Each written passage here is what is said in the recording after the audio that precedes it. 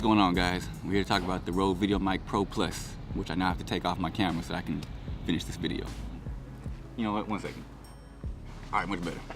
All right, today we're taking a look at the Rode VideoMic Pro Plus. It's an on-camera video microphone, really good for run and gun type shooters, or just an extra battery or extra microphone. It's about 300 bucks, which is a little pricey, but the features definitely cover the price. As far as batteries go, it comes with a rechargeable lithium-ion battery, and all you gotta do is plug it into a USB micro, which is the same one most cell phones use, or like Android phones and that type of stuff. So you already have several of these. On the VideoMic Pro, the battery door was like a huge point of contention for a lot of people. They have fixed it. It's easy to open. Take the battery out, put it back in, super easy.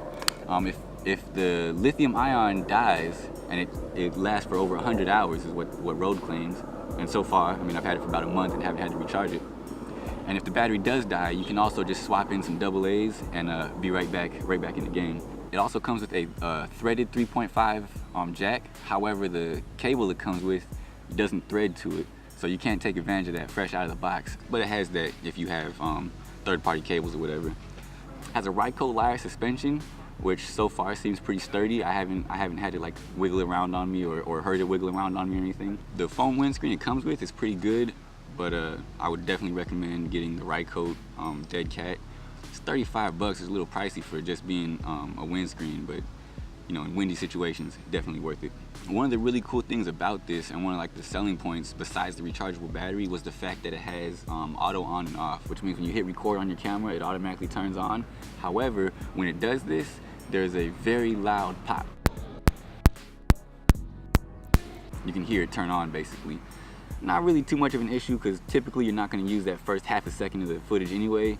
But if you're trying to catch some action happening right now live in front of your face, I hope you already had it recorded. Pretty much is the takeaway for that. Because it has the auto on and off, you will actually save battery life. Because one problem with the Rode VideoMic, the VideoMic Pro, and any other that takes batteries is that you have to turn it on. And when you turn it on, you might accidentally forget to turn it off. Or you're gonna forget to turn it on, and either way, you just lost. Definitely a handy feature to have, and something that will save your ass on more than one occasion. The power light will change color depending on what kind of battery you have in there, as well as the battery life if you're using the lithium ion.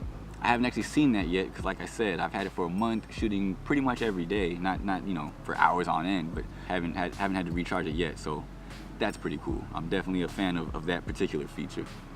It's got high pass filters at 75 Hertz and 150 Hertz, and also has a high frequency boost at 7 kilohertz. Because the windscreen will take away some of the low end, wind rumble, but it will also take away some of the high end. So you use the 7 kilohertz boost to bring it back. I haven't actually had to use it yet. The couple times I've had the windscreen on it, it didn't take away enough from the highs that I really felt like bringing it back. So. But it's there. It also has negative 10 dB pad as well as a plus 20 dB boost for cameras that don't have very good preamps like mine, or anything pretty much that doesn't have a good microphone preamp. The plus 20 dB boost, that's the problem solver right there. It makes the video completely silent. All you hear is the dialogue coming through the microphone. You don't hear any hiss, anything like that, unless there's hiss in the environment. So definitely a good feature. It also has a safety track, which is really cool. It's a stereo track, but on the left side, it'll be your main track. So like for me, it would be plus 20. And on your right track, it's actually minus 10 dB, which is really helpful if things suddenly get loud, or if, for some reason your main track clips. It's nice to have that safety track to fall back on. It comes with a 10-year warranty, although save your receipts because Rode does want a copy. I had to go back to the camera store and get one, so be aware of that. It's got a standard cold shoe, and it also has a 3/8 adapter on the bottom. As you can see in mine, or maybe you can see, I put in a 1/4-20 adapter just because I have a lot more stuff with 1/4-20 than I have with 3/8. All in all, I would definitely buy again, and when I get my second camera and I start my second rig, I'm definitely going to be buying another one to go on top of that camera as well. This camera, this microphone lives on my camera, or lives with my camera. It doesn't live on the camera. It's just not very space efficient, but it lives with the camera, and I always have it nearby. Like I said, it's definitely worth buying. It's a little pricey, but I'm happy with the sound quality, with the features, with everything it comes with. I think it's definitely worth the money, even though it is a little bit more expensive for an on-camera video microphone.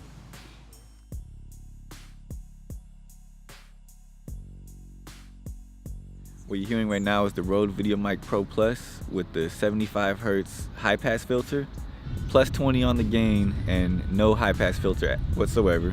Okay, I turned the plus 20 off. Okay, now I'm sure you can't even hear me at all because I have the Rode VideoMic Pro Plus at the -10 output gain setting. Okay, now just to give a fair example to hear something, I put the camera's input volume at, you know, the middle. So this is the -10 output gain on the Rode VideoMic Pro Plus with the camera at the middle. Okay, now you're hearing the output gain as neutral setting, no boost, no cut, and the camera at the middle ground. So I have the high frequency boosted, even though I don't have the windscreen on, just to see what the sound difference is. Back to the settings that I normally keep it at, which is with the 75 Hz high pass filter on, and the plus 20 output gain on, and the camera's input volume all the way down, as low as it'll go. Next week, we got the GoPro vlog setup video coming. It's pretty much a little preview real quick. I had taken apart because I'm using some of the pieces for today's video. But just gonna go into it, you know, break it down, you know, piece by piece, and you know, with the price breakdown, all that kind of stuff. So it should be kind of interesting if you're into, you know, vlogging or even just using your GoPro at a little bit higher level than just the average GoPro user. Be sure to like this video, comment, leave me some feedback, let me know what you thought. Subscribe if you're not already. I'm trying to come up with a better schedule for both shooting and editing and all that kind of stuff, so we'll be working on that. 2 weeks of no footage and Photo Friday uploads, that's not happening. We're not working with that. Make sure you hit me up on social media at DaBadNewz, DaBadNewz. There's Twitter, IG, Tumblr. That's pretty much all I got. And also, yeah, always hear the bad news first. I'll see you next week.